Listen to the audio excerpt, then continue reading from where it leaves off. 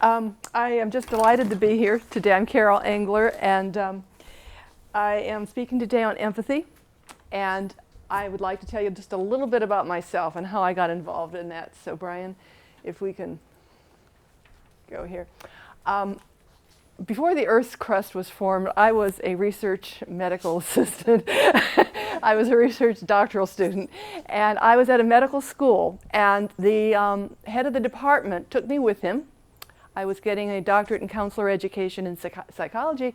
He got a new job as head of a new medical school, and he said, "You're coming with me, and we're going to research a 2-year study on empathy skills." And I said, "What?" And he said, "We'll pay for it, and we'll make it your dissertation." And I said, "I'm in." Okay, I didn't ask any more questions. So I went and fell into the whole area of empathic skill training. So I was one of the first people to start in this area. And my dissertation came out in 1980. So that is how all this began. And over the last 30-some years, have trained business educators and government officials in the area of empathy skill training. And now it's becoming a buzzword. Why it's important. And it is important to teach everybody empathy because of the diversity of our computer science classrooms today. And we're going to facilitate today 3 things you can do to help your students learn empathy by modeling for them. And empathy is not just nice. It is the foundation of trust, it's the foundation of team building, and it's the foundation of productivity. I'm going to give you the dictionary definition. This is the simplest one I could find. And that is the ability to understand and share the feelings of others. But we're going to go one step further with it, because it's not just a touchy-feely idea. It's a way of taking perspective and looking at the other person's side. Now, if you open a standard psychology textbook, you'll see 2 definitions of empathy. One of them is this: affective empathy. Empathy as a shared emotional response, a sort of mirrored response. So if you look at the face of this child in anguish and you too feel anguish, that's affective empathy. You're mirroring their emotions.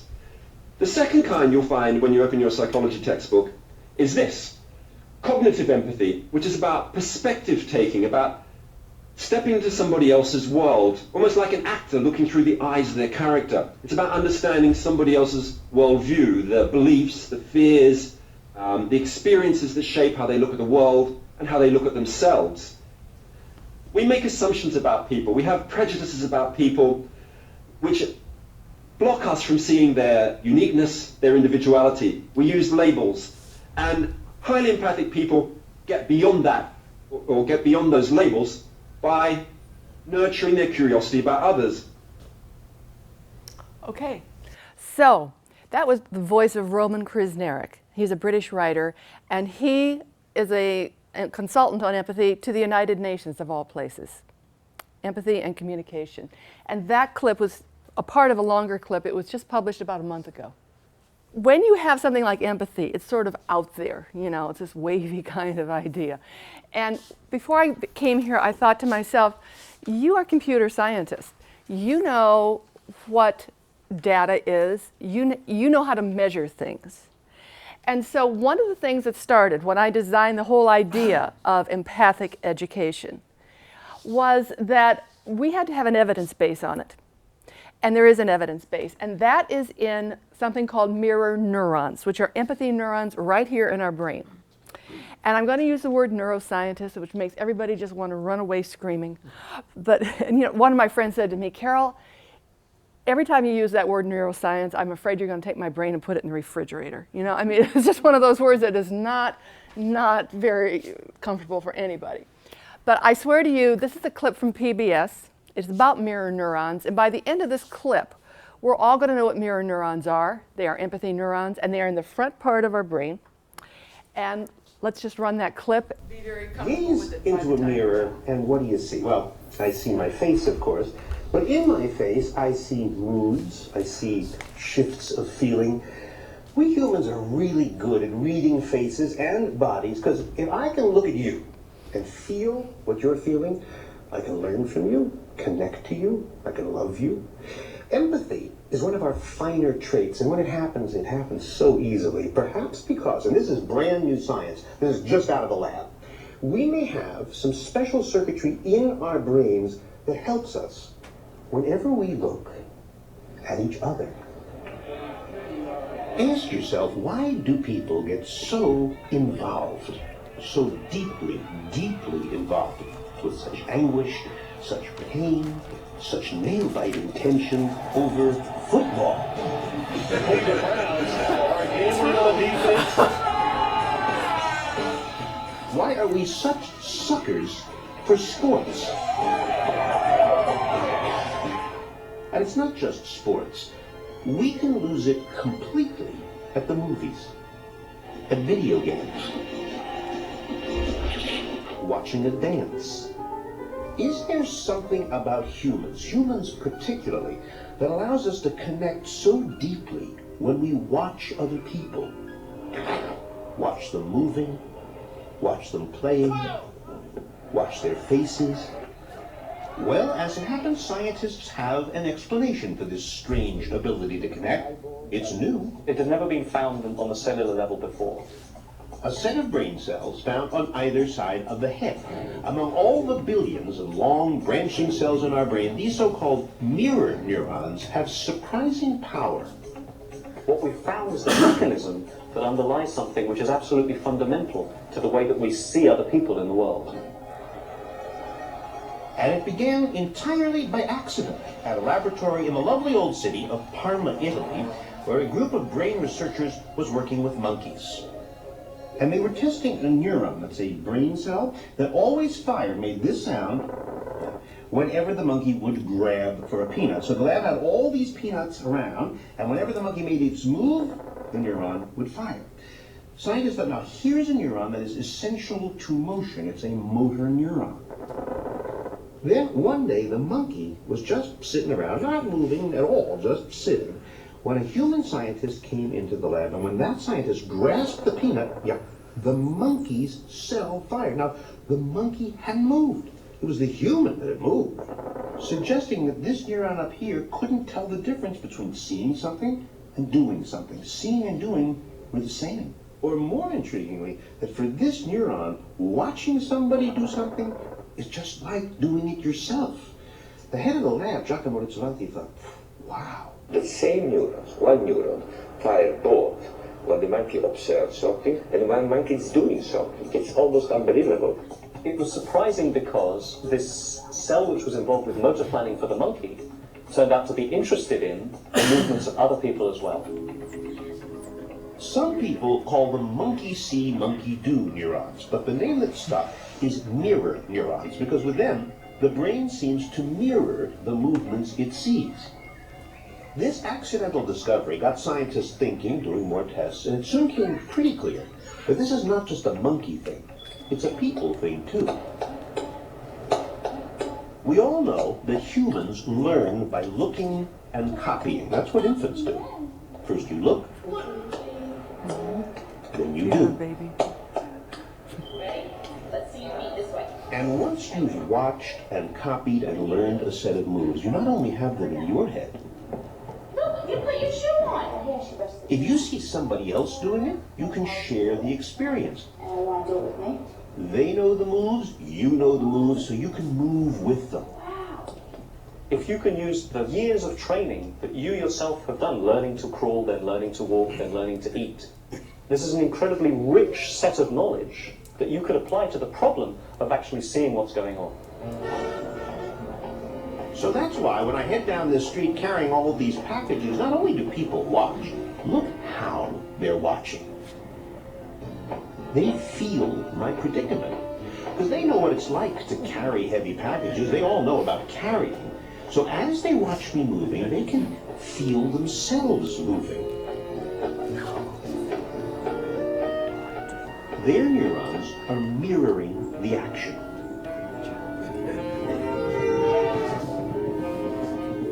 These neurons may be the brain's way of translating what we see so we can relate to the world.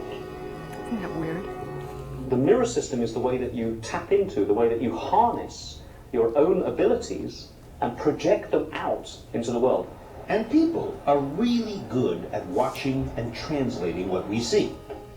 Like with just 13 moving dots, that's all there are here, you'll have no trouble recognizing these very ordinary activities. What's more, tests have shown when a person sees a movie like this of his own movement, he'll recognize it immediately as his own. And that's why sports fans tense with the action and wince and leap, because if you know the game,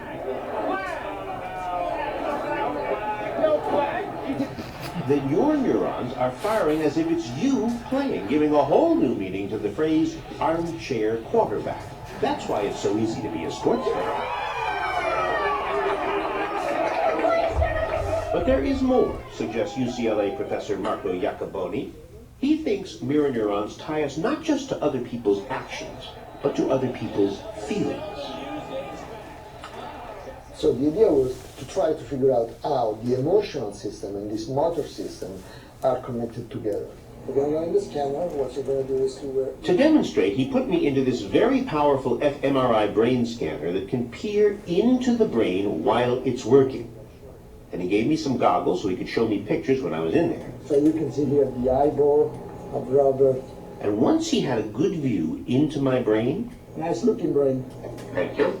Robert, you're not supposed to talk when we scan you, all right? Sorry. Then he said, okay, I'm going to show you a bunch of faces. And for each face, I want you to imitate it. So I did that. Then he recorded my brain while I moved my facial muscles. We're going to do right away another one. Okay.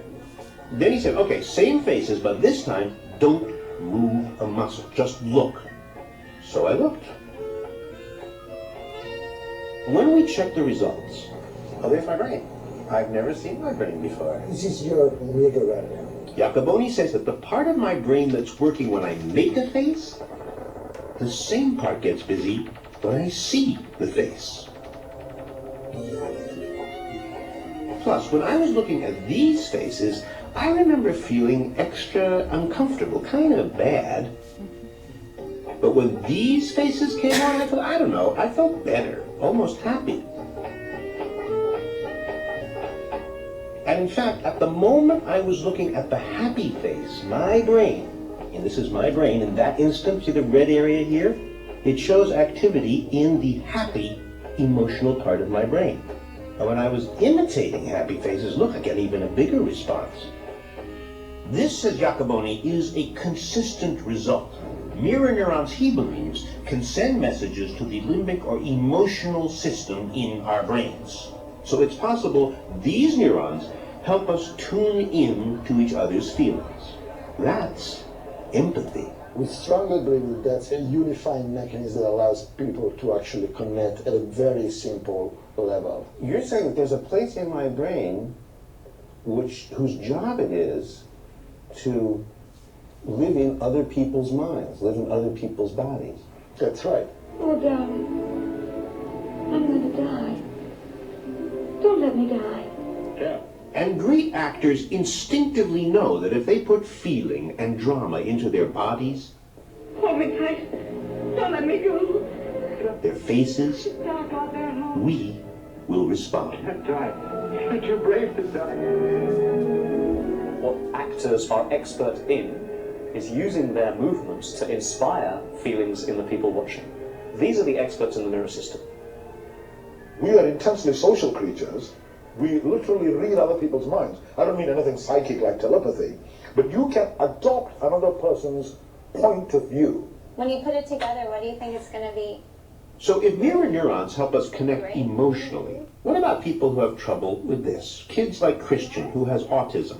Why do you like Legos? It's been known for some time that children with autism could be quite intelligent, but have a profound deficit in social interaction. Christian can speak and read and write, but like many kids with autism, he will avoid eye contact. He often misunderstands questions. So, Christian, can you tell me what you did in school today? Doing well. You're doing well? Everybody wants to know what exactly causes this. So Dr. Ramachandran and his graduate student, Lindsay Schenk, designed an experiment. So we're going to be reading your brainwaves with this cap. They recorded brainwaves while the kids opened and closed their hands, and while they looked at a movie of somebody else's hands. For most people, the brainwaves look the same either way, whether they're doing or seeing. But for kids with autism, the wave changes, suggesting possibly that autism may have something to do with broken mirror neurons. Their brains may indeed be different in that regard, and they may have deficits in the mirror neuron system. But we don't know this for sure yet, and additional work needs to be done using brain imaging. But what we do know, says Ramachandran, is that healthy human beings are intensely social. More than our cousins the monkeys, we invent ways to connect. We invent dances, and handshakes, and games to play. We eat together, we meet, and we talk. We talk a lot.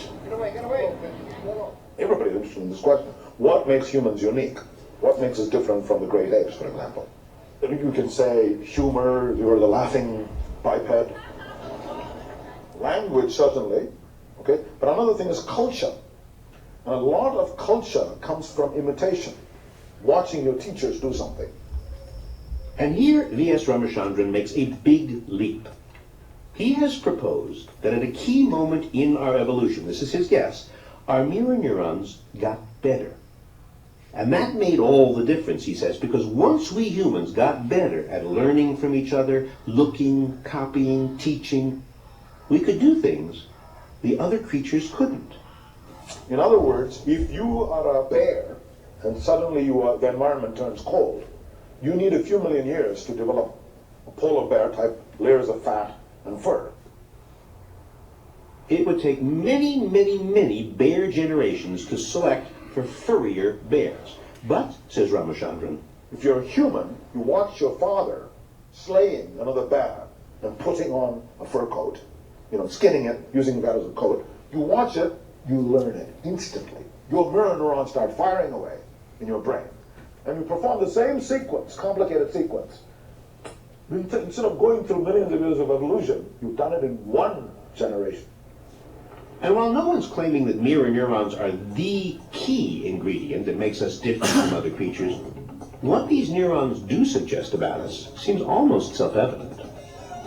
You can see it any Sunday at a sports bar, that deep in our architecture, down in our cells, we are built to be together.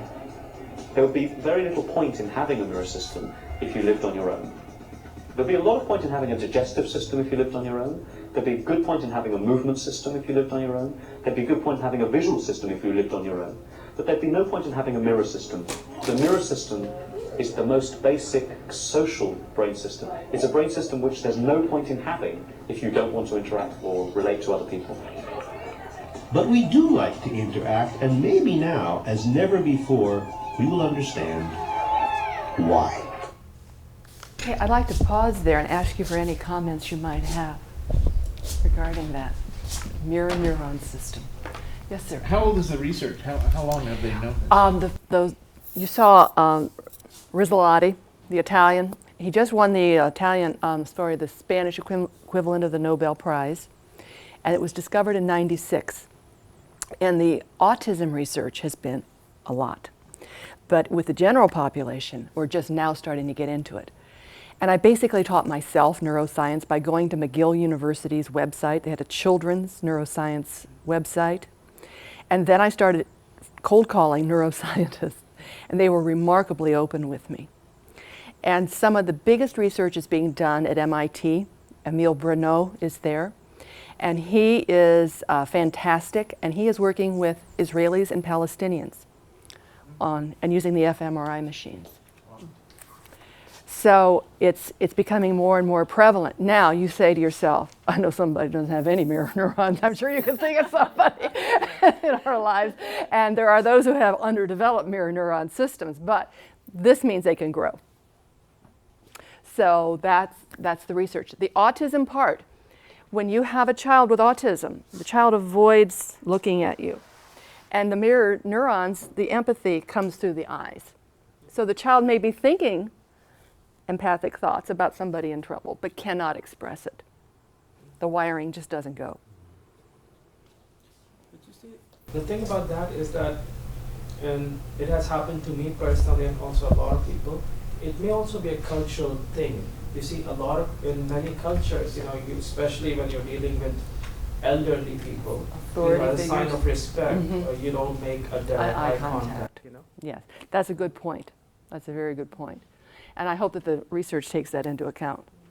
Well, Olivia, I tie it back to, there was a session earlier today where, we've been hearing it from industry for a long time. Soft skills. Oh, yeah. All these things that we're supposed to, as educators, be getting across, but it's not coming out of our students, and industry puts it at the top of the list. And the big question that kept coming up was, how do we teach it? Mm-hmm. And what I'm kind of like the epiphany here is you have to be it. You have to, and this may be a segue, I put the segue in it, but it is. You have model to mirror it. that. You have to model it. You have to coach it, model it, show it. Exactly. And let people practice it. And let them practice it, which is what we're about to do, everybody. You're exactly right. You're exactly right. And it's learned by doing. And that's John Dewey. I mean, he wrote that book many, many, many decades ago. So that's what we're going to do here today. 3 very simple things. You're not going to have to solve anybody's problem. You're just going to have to do a few simple things regarding communicating. Thank you for your comments. I appreciate them very much. One of the major things is this. Remember how many of us were raised with the idea that once you were born with this brain, that brain didn't change much, and the brain declined over the years. But now the idea of neuroplasticity has become more and more and more and more prevalent. So we can learn things we never thought we could learn. We can overcome traumas from childhood because our brain cells basically can rewire, and our mirror neurons can be expanded. So there's a lot more hope out there. Okay, are you ready for your exercises? Now this is going to be so easy. All right, first thing, you got to have yourself a partner, okay? All right. you got to be sitting with each other, or one of you just move up or back, but be sure you're facing each other and you're looking at each other, okay? And remember this. Yeah, you could do 3 and have an observer if you want. Okay? Or you could come up if you like. Oh, you're going to do back there. Okay. All right. Now, remember this, that empathy is in the eyes. Okay? So keep that in mind as we do this. 3 simple exercises. We're going to work our way up. Okay, the first one is this. You've already turned to your neighbor. You're going to talk, one of you, Olivia, you're going to talk about your fondest childhood memory. And what's your name? Ruth. Ruth is going to go and not have any eye contact, and she could care less. She could care less, and this is hard. Okay, but you're not going to, and you don't talk, you don't acknowledge, you don't look, nothing. And you're going to have, Olivia, 40 seconds to do that. I'm talking about your favorite childhood memory. And then we're going to switch. So I'm going to do my wonderful iPhone here with the 40-second deal. And we will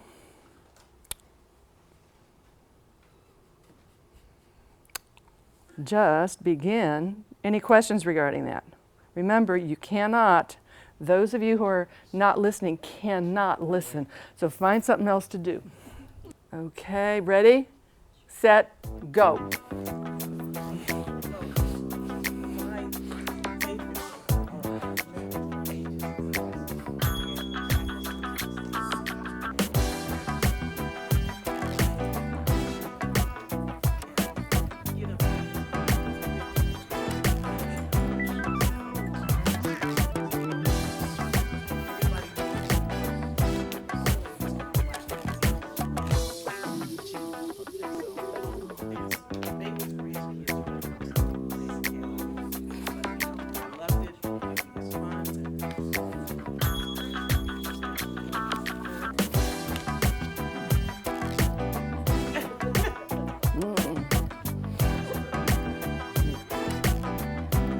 Okay, ready, stop. All right, now you're going to switch. And the other person's going to talk about their favorite childhood memory, and then you are just going to do. Okay? Ready? You can be an observer there. Ready, set, go.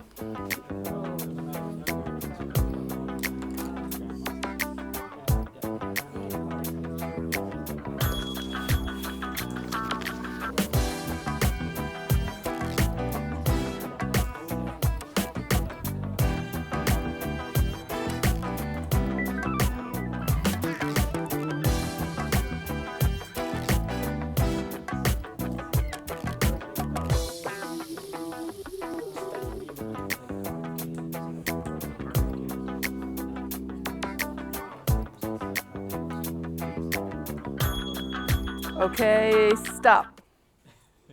All right. Okay. Was it easier to be the, how many of you thought being the speaker was the most difficult to be? 1, 2, 3. How many of you thought the listening was the most difficult? Okay. Tell me, why? Why was it so difficult? I couldn't pay attention. I couldn't give her any, any attention. Nothing. Right. Nothing. Right. And it's, it's difficult not to look. It is. Yeah, I couldn't. And that is cultural for us because we look right in the eye. Now, for those of you who are speaking, how did you feel when you were being ignored? Even though it was play, It felt like I was talking to my students. Yeah. Felt so much like professors, Okay. All right. You feel like you're talking to your students. What other? Anything else? How do you feel about yourself? Just for a brief second. Like, like your story wasn't significant. Like it was insignificant. Low. Yeah, low. And this is your favorite childhood memory, for God's sake, you're talking about. I mean, this is something pretty important. Okay, so you see, when we would, for example, if I have a student who's coming up and wants to talk to me, and I'm like, right. I have had to learn to stop whatever I'm doing, take my face away from the screen, and look at them. I had to learn to do that, especially in this day of technology. Right. So that may be one of the things that we can file in our heads. Now we're going to go on and do another one, and this is a new one for me. So, okay, this one, yes. I teach an online class. There you are. But yet I still feel I know them better than the ones that I have face-to-face. Tell us how you do that, because there is a way to do that. They just have a tone about themselves when they write. That I try to pick up on that tone and reflect it back to them. Excellent. So you're using your mirror neurons even without the eyes. Even without the visual eye contact. Exactly. Exactly. That's amazing. Yeah, it is amazing. I find I pick empathic language. I go for words when I do my responses. Have you been teaching online for a while? About 8 years. That's great. And the only reason I did it because I kept hearing controversy. Some teachers thought it was bunk, and others thought it was really good. And I'm a dean, so I needed to find out what was really going on. Good for you. So I started teaching online. Good for you. And I liked it so much that I still do one course a semester. And the reason I asked how long is I've been teaching online about 10 years, and I have that same experience. Yeah. You can pick up the language and the tone from the words and the writing and how they put really them together. And they can pick it up from us. You can pick up desperation. Yeah, you can. It's amazing what you can pick up. But even if it's not an online course, I get mad when I see a student send me an email on in caps letters. I get Yeah. Why are you yelling at me? Yeah. Why are you attacking me? And they feel the same way. Yeah. Great responses. You came up with the mirror neurons. I have a couple of friends who live across the country, and we used to write letters back in the old days before. And I could sense when they were writing the letter, and I then 3 days later would receive it. That's an intuitive. And but it's also comes from the mirroring, because I actually can tell whose energy it is I'm sensing. Wow, that's fantastic. That's like one step further. You're going way into, you're. It just happens. I don't know why it happens or how it happens. But you've had probably that most of your life, I would imagine. Yeah. There's a branch of sociology called symbolic interactionism, which discusses this at a different plane. Wow.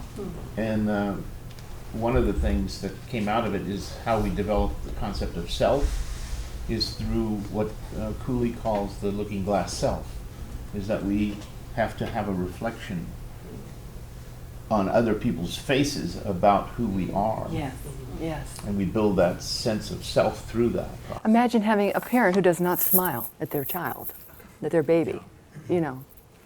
Yeah. Thank you. Your input is wonderful on this.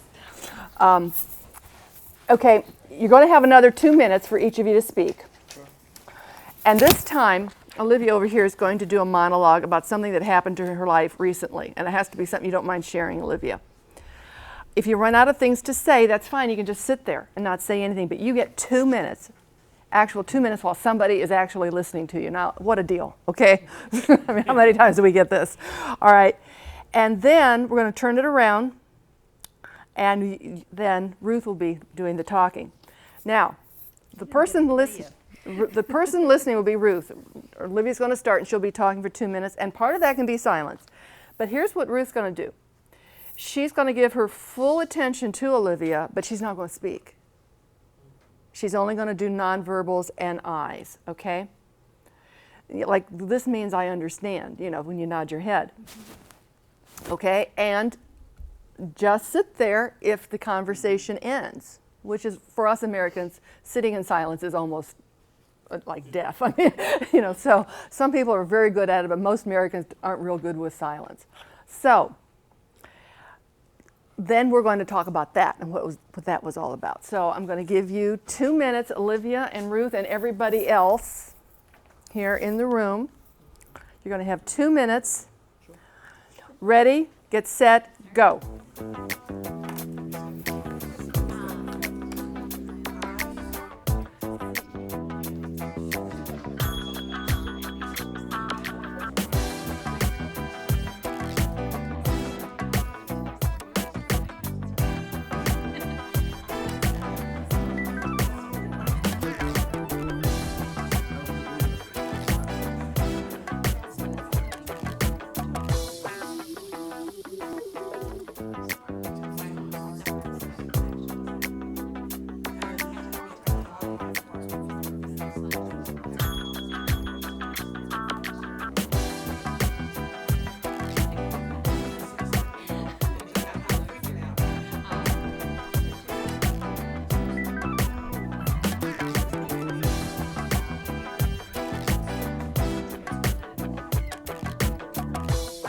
Okay, you got 1 minute to go. 1 minute to go. It is a long time. And then we got the silence issue.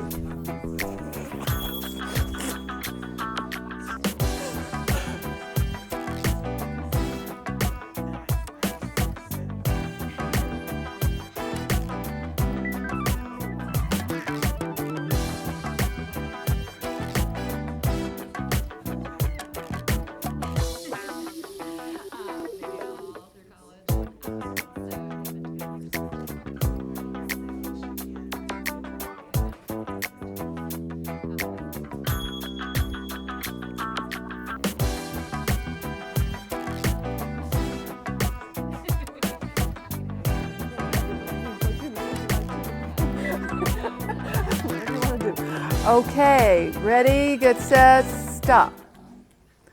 All right, now we're going to switch, and the other person gets to talk for 2 minutes or sit there in silence for 2 minutes if they like. Ready, set, go. The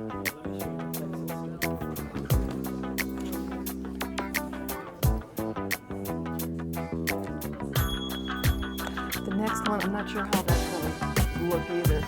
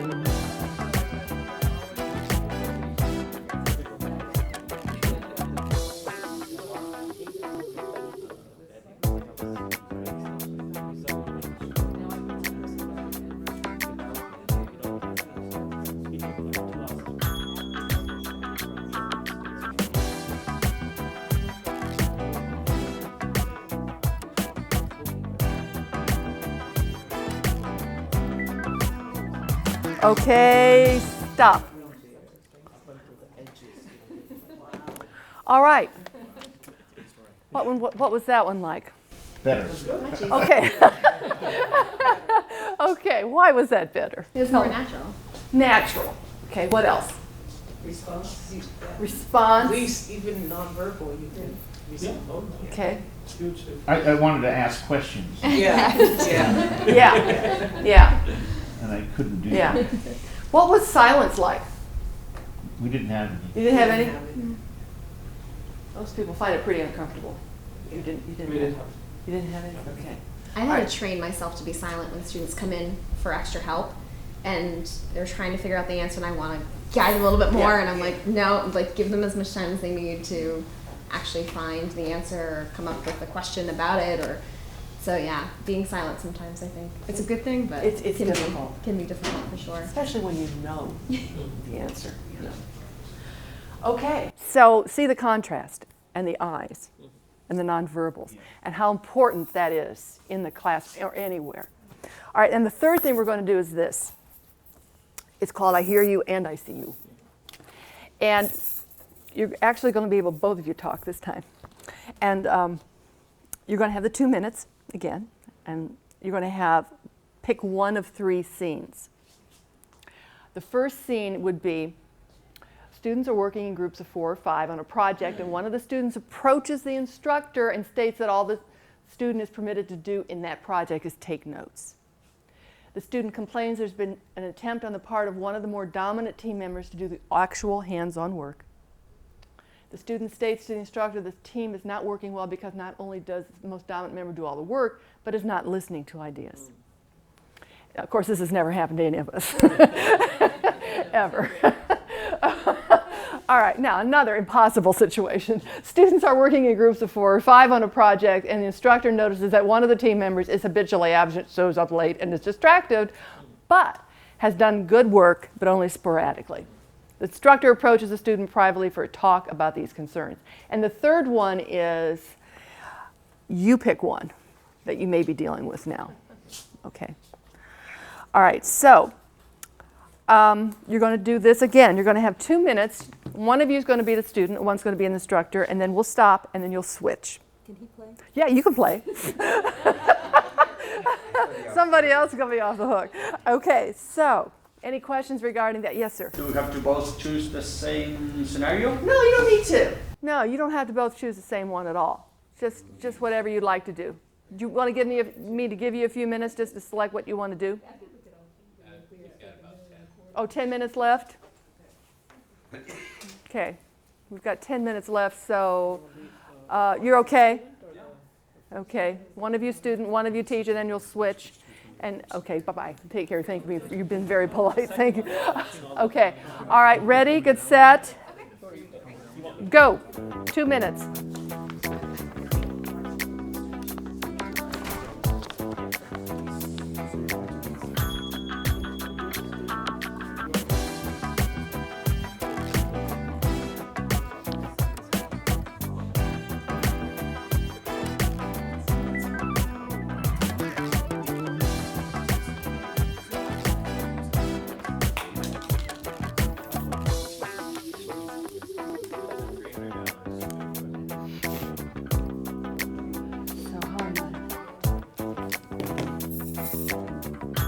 Does that mess it up? No? Yes? Does it mess it up?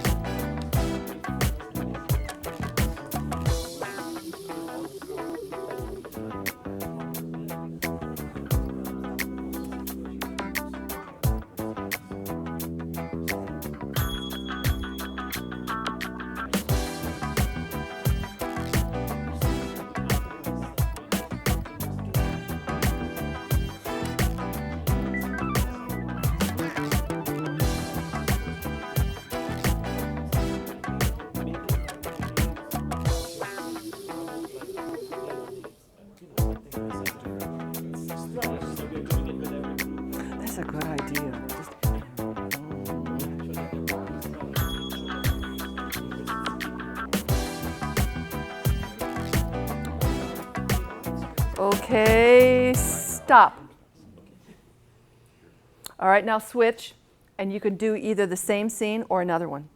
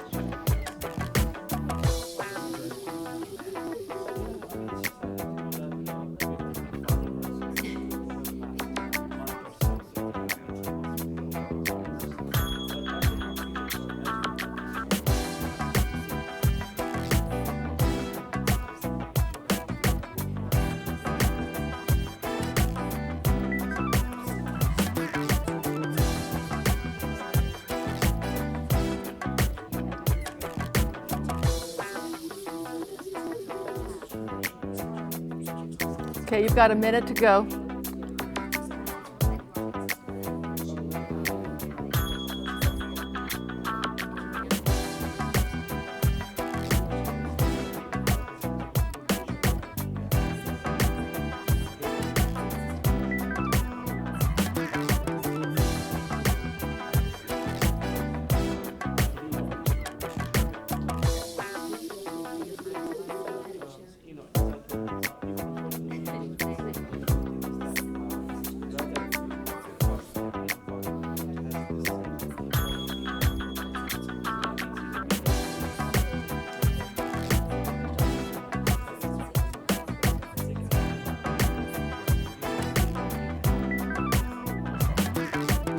Okay, stop. All right, so that was part 3 of our 3-part series on empathic skills. What were you conscious of as you were talking that you had not been conscious of before? Maybe nothing. Maybe it was, nothing.